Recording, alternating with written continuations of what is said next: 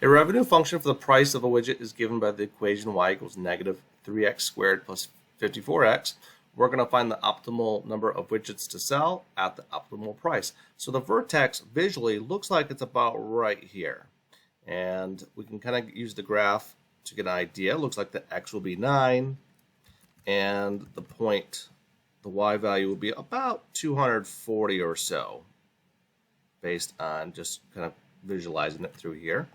So we're going to write down the 0.9, 240, just as a check that our answer should be close to this.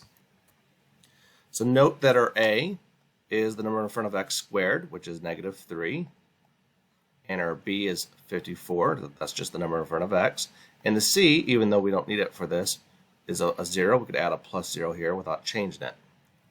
Once we have the values, we put the A and the B into our x equals equation here for the vertex. So we're going to have x equals negative 54 divided by 2 times negative 3. Simplify the denominator. 2 times negative 3 is negative 6. Negative 54 divided by negative 6 is a positive 9. So this is the optimal amount of widgets to sell. To find the optimal price, we're going to take the value of 9. That's the optimal number of widgets. And we're going to put that into the original equation every time we see x. So the negative 3x squared plus 54x, we're going to put the 9 in for every time we see an x.